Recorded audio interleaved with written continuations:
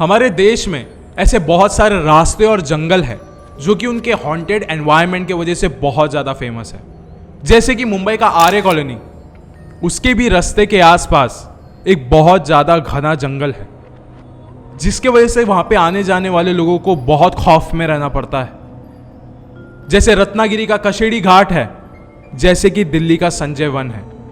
लेकिन हमारे मुंबई शहर के पास में ही एक ऐसा रास्ता है जो कि मुंबई को ठाणे से कनेक्ट करता है, घोड़बंदर रोड। एंड इस रास्ते पे बहुत ज़्यादा फेमस होटल्स भी है, जैसे कि फाउंटेन होटल हो गया या फिर दिल्ली दरबार हो गया।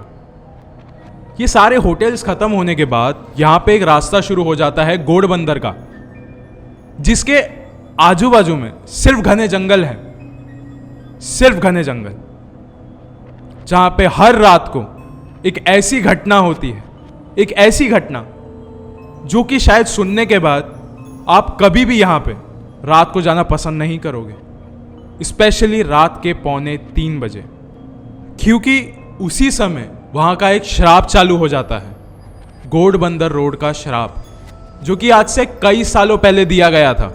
एंड आज भी हर अमावस की रात में वो श्राप को महसूस किया जाता है, वो श्राप को देखा जाता है। एंड आज की इस वीडियो में मैं आपको इसी श्राप के बारे में, इसी घटना के बारे में आगे बताने वाला हूं, जो कि ठाणे घोड़बंदर में हर रोज हर रात को देखा जाता है। आज का ये वीडियो शुरू करने से पहले ऐसे और हॉरर, मिस्टीरियस और हिस्टोरिकल वीडियोस देखने के लिए सब्सक्राइब कर दीजिए इस चैनल को। अब ये कहानी शुरू होती है। घोड़बंदर रोड या फिर नेशनल हाईवे नंबर 18, जो कि फाउंटेन होटल के पास है। ये जो रास्ता है ये मीरा रोड के बाद शुरू होता है। एंड यहाँ पे सुबह हो या रात हो या आधी रात हो, हमेशा यहाँ पे भीड़ होती है। भीड़ मतलब बहुत ज़्यादा ट्रैफिक। ये बात है 2023 मार्च के महीने की, जब यश नाम का लड़का, जो कि एक वेजिटेबल सप्लायर था, जो कि फार्मर से वेजिटेबल लेके मार्केट में दिया करता था, ये उसका पहला महीना था। एंड उसका रोज का आने जाने का ये रास्ता था, ठाणे घोड़बंदर रोड, जहां से वो हर रात को, आधी रात को गुजरता था।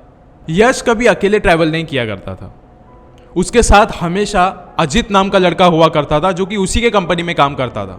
एंड उसका बहुत अच्छा दोस्त भी था। एंड अजित मोस्टली रातों को यश के साथ ट्रैवल किया करता था। अभी एक बार की बात है, जब यश और अजित उसी इलाके से, घोड़बंदर के रास्ते से गुजर रहे थे आधी रात में, कुछ रात के 3 बज रहे थे उस समय। एंड वो लोग एज यूजुअल बातें कर रहे थे। एंड तभी उन्होंने देखा कि रास्ते के कोने में एक औरत खड़ी है ब्रीफ केस के साथ, एंड लिफ्ट मांग रही है। एंड यश को लगा कि शायद से उसे सीरियसली हमारी जरूरत है, एंड वो गाड़ी को साइड में लगा रहा था। उसी समय अजित ने उसे कहा, भाई कुछ भी हो जाए गाड़ी मत रोकना, बस तू चलाते रहे, गाड़ी मत रोकना। एंड यश ने उसकी बात सुनी एंड वो गाड़ी चलाता गया। फिर अजीत ने कहा कि यश, अच्छा हुआ तूने उस औरत के सामने अपनी गाड़ी नहीं रोकी, वरना आज रात को हमारी मौत पक्की थी। फिर यश ने कहा, भाई ऐसा कैसा हो सकता है, ये क्या बक रहा है। फिर अजीत ने कहा, भाई सालों पहले यहां पे एक तांत्रिक की हत्या हुई थी, मौत हुई थी एक कार एक्सीडेंट में, तभी उसने ये श्राप दिया था कि आज के बाद जब भी किसी इंसान की यहां पे एक हादसे की वजह से मौत होगी, वो यहीं पे भटकता रह जाएगा उसके मौत के दिन तक, उसके असली मौत के दिन तक वो यहीं पे रहेगा, बस भटकता रहेगा। ये सारी बातें सुन के यश हंस पड़ा एंड उसने कहा, अजीत ऐसा कुछ नहीं होता, ये भूत प्रेत जैसा कुछ भी नहीं होता। एंड क्या पता उस औरत को वाकई में हमारी जरूरत होगी, एंड पता नहीं अब वो बेचारी कहां भटकती रहेगी। फिर अजित ने कहा, भाई इस इलाके के बारे में मैं कभी मजाक नहीं कर सकता, ये इलाका वाकई में बहुत ज्यादा खौफनाक और खतरनाक है, क्या पता अगला हादसा तेरे साथ भी हो सकता है, इसके लिए चौकन्ना रहना। फिर यश ने कहा, हाँ हाँ मैं देख लूंगा, लेकिन तू झूठ बोलना बंद कर। फिर अजित ने कहा, यश एक बात याद रखना, मैं कभी झूठ नहीं बोलता। एंड ये सारी बातें सुनने के बाद, ये सारी बातें होने के बाद उन दोनों का झगड़ा हो गया। एंड ये बात को कुछ हफ्ते गुजर गए थे।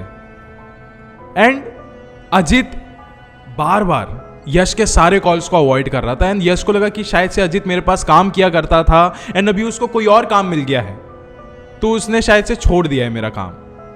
और यश भी ये सारी बातें भूल गया। अब ये बात है 2023 अप्रैल की।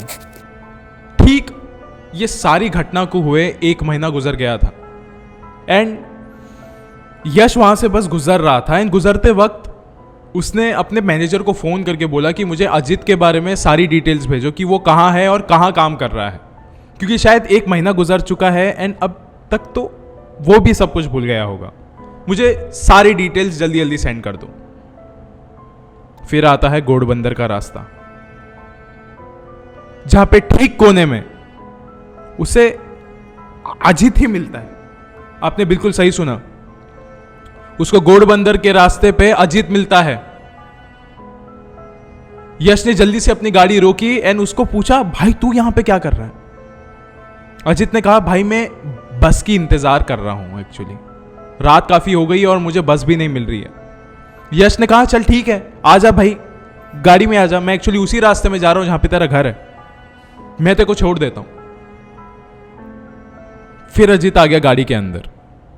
जैसे ही अजित यश के गाड़ी में आया, यश ने उसको कन्विंस करना चालू कर दिया कि भाई मुझे माफ कर दे, मुझसे गलती हो गई, प्लीज वापस से मेरी कंपनी ज्वाइन कर ले, मुझे तेरी जरूरत है। अजित ने कुछ नहीं बोला, बस उसने 2 ही शब्द बोले, ठीक है।